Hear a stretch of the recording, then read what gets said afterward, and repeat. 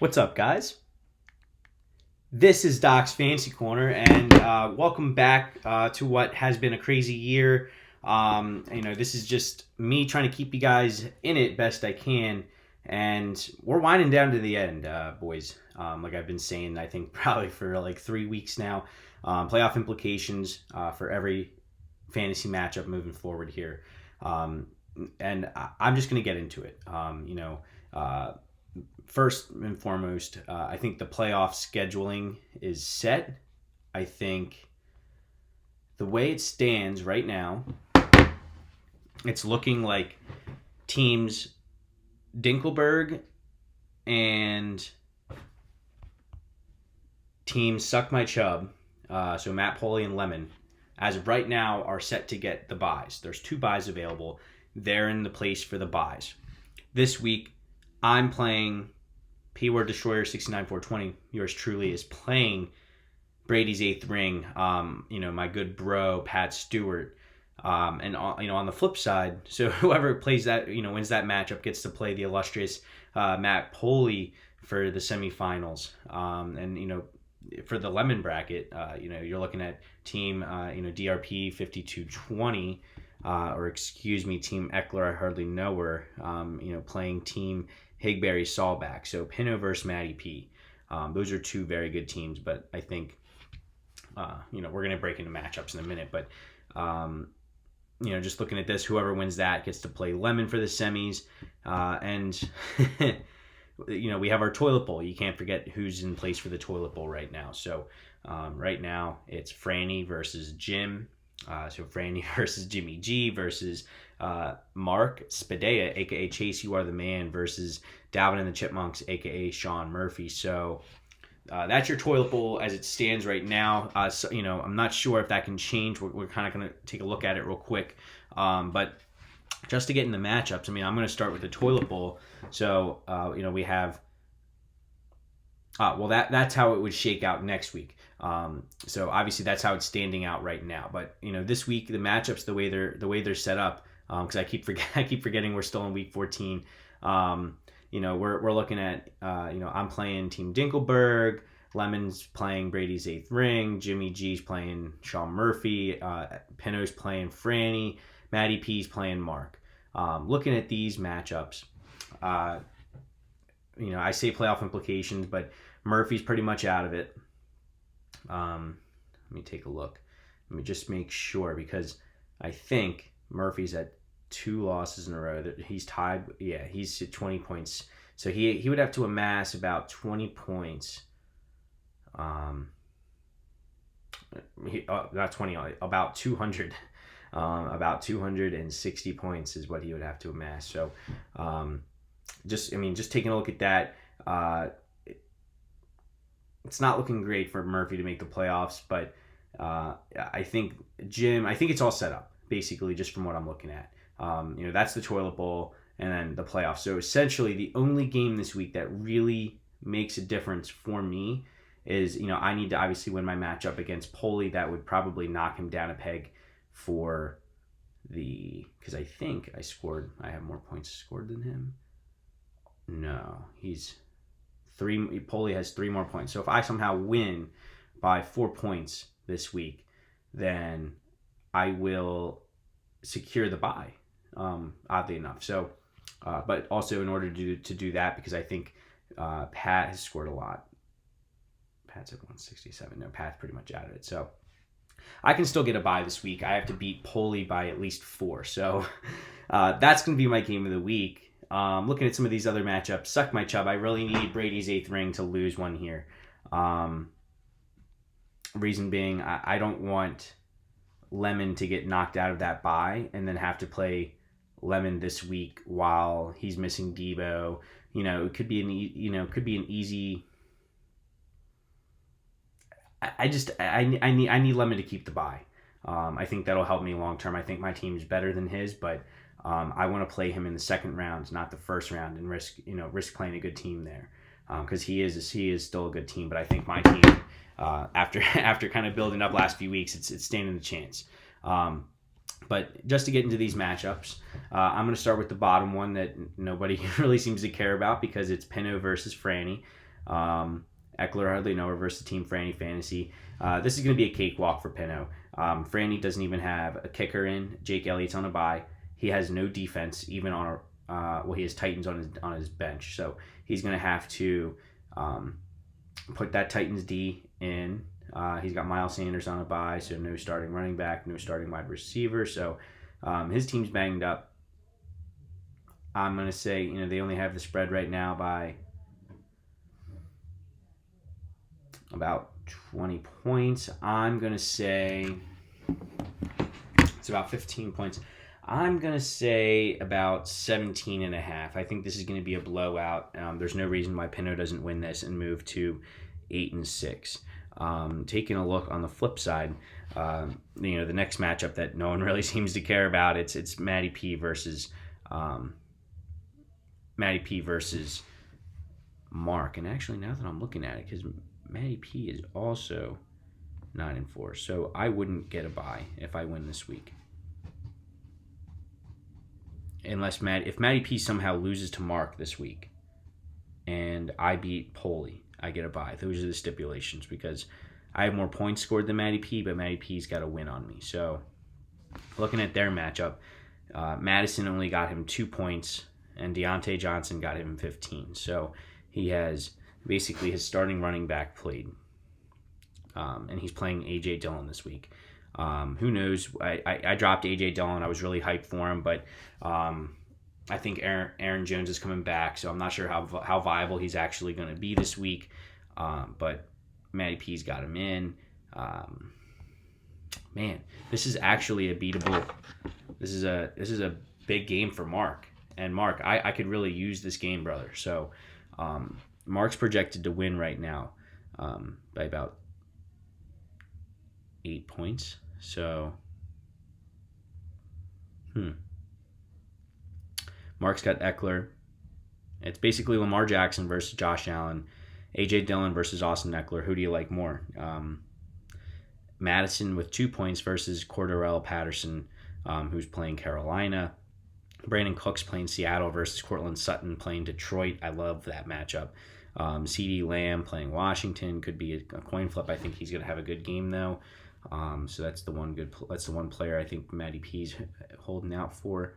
Needs to have him. He's gotten a couple 4-point games. He can't have a 4-point game this week if he's gonna win this game, Matty P. So, but on the flip side, Jamar Chase is playing San Fran.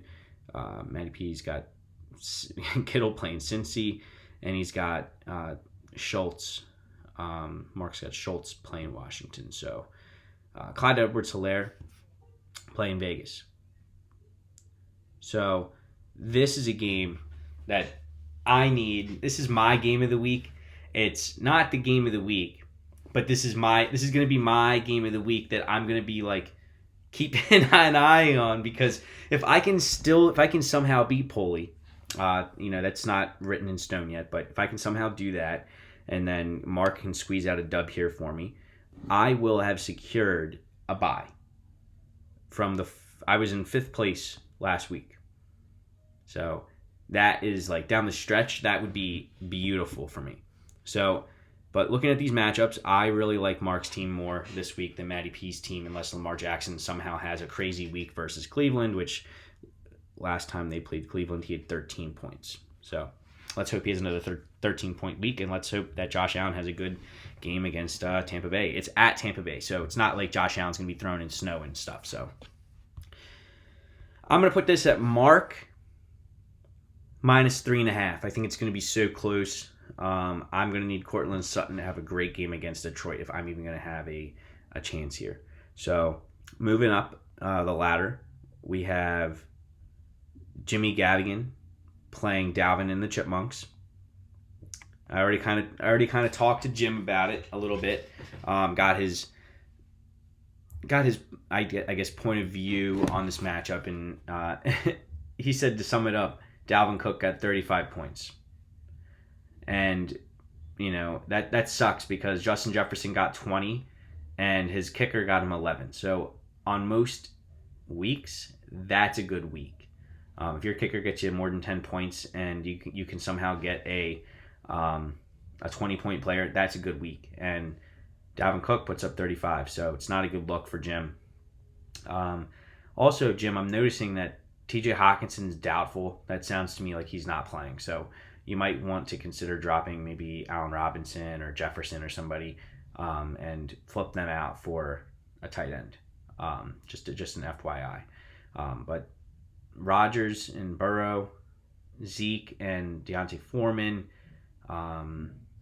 Hubbard versus a 35-point Dalvin Cook, Justin Jefferson 20 points versus Jerry Jeudy, who's playing Detroit, Stephon Diggs playing Terry McLaurin, TJ Hawkinson, who's doubtful, playing Kyle Pitts. This is a coin flip, guys. Right now, it's favored in Sean Murphy's favor. I tend to agree. I think that it's just hard to overcome 35 points by a player. I do like Jim's team better than Murphy, but there's no reason why Murphy shouldn't win this game. I don't know about Deontay Foreman playing Jacksonville, but he had 9 points last week, so if he can get him 10 points, I'm sure Murphy will be very happy with that performance. I'm going to give the edge. I'm going to give Murphy, right now it's favored by 9 points. I'm going to give Murphy, it's going to be a little closer, about 6.5. So it's going to be a coin flip. Murphy's going to basically need Deontay Foreman to get at least 10 and Jerry Jeudy to get at least 13 like he's projected for this.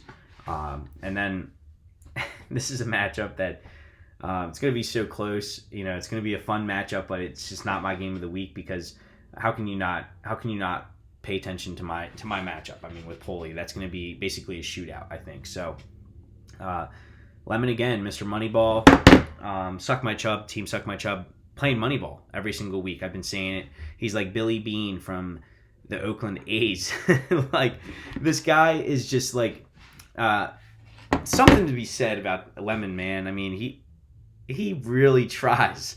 I mean, he's put together a spreadsheet basically to not only stay organized, but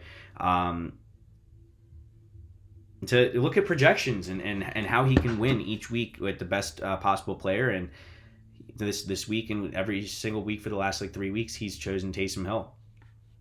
So he's playing Taysom Hill. Pat's playing Dak Prescott. Joe Mixon against Devontae Freeman. David Montgomery versus Josh Jacobs. DJ Moore versus Tyreek Hill. T. Higgins versus Mike Evans. Kelsey versus Mark Andrews. Nick Chubb versus Aaron Jones. And then Dustin Hopkins and the kickers. And, Cowboys D playing Washington and Broncos playing Detroit. So, this matchup's tricky because especially I think Lemon has Debo on his bench because I think he's expecting Debo to just be out.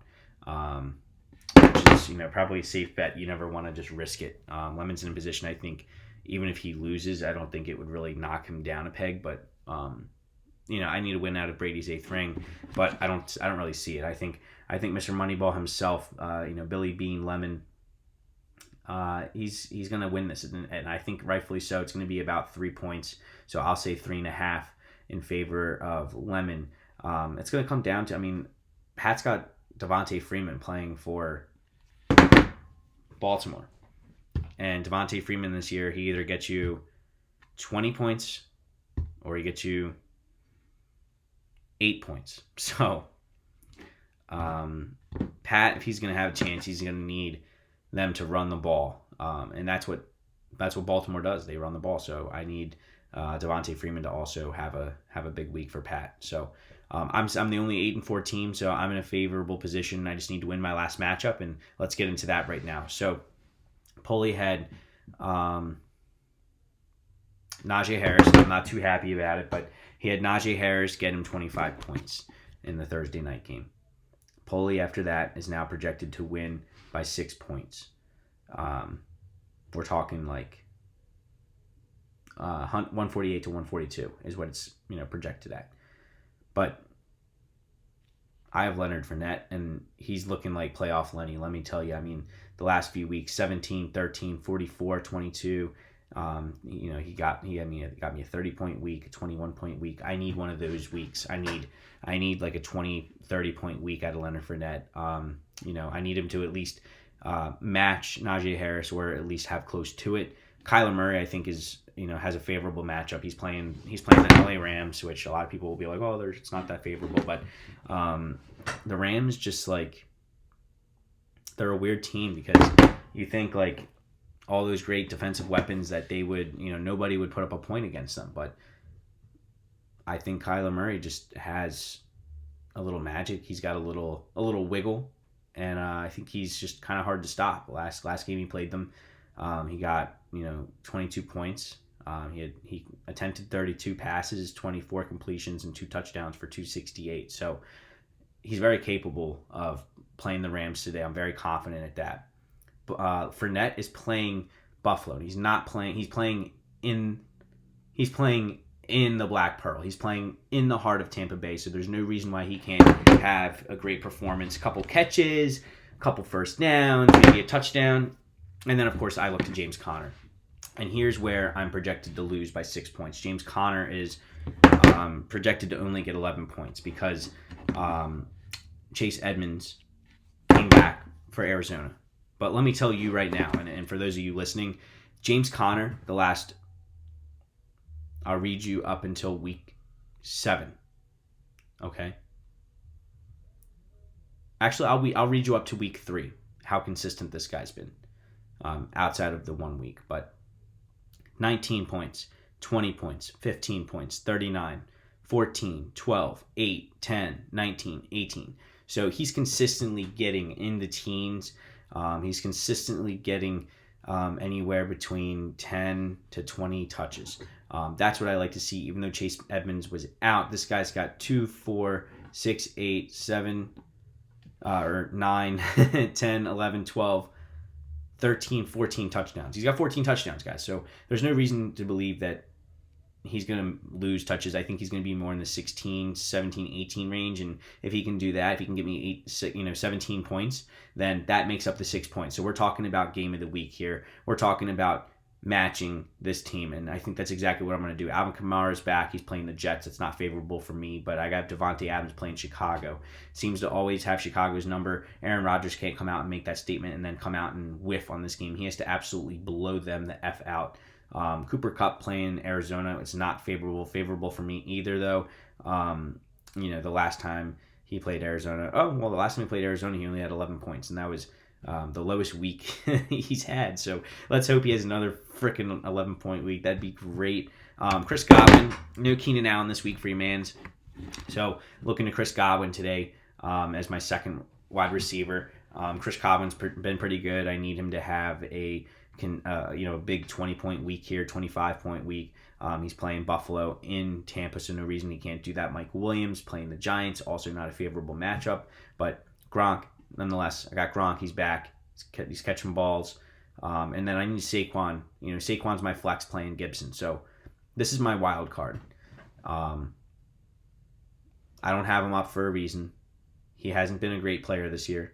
No doubt about it. He's been hurt. He's been streaky. But last week was his best week since week 4. So, and that was after I mid-game said, is there any possibility that he's done with football? But that was an outrageous statement. I think he gets me 25 points this week. Easy in the flex. Paulie, I'm sorry. I'm just chipping away, buddy. So I picked up Greg Zuerlein. I think Greg Zuerlein's in a better position playing the Washington football team. And then, obviously, I picked up the Packers playing Chicago. So that's big for me. Paulie, this is going to be so close, bro. I need to put this into existence, so please forgive me. But looking at this matchup, I have such a good feeling, and this is part of me playing Moneyball, because even though James Conner went from projecting 16, 17, 18 points to now getting projected only 11 points, I see that as disrespect. And not disrespect from you, disrespect from Sleeper, from this.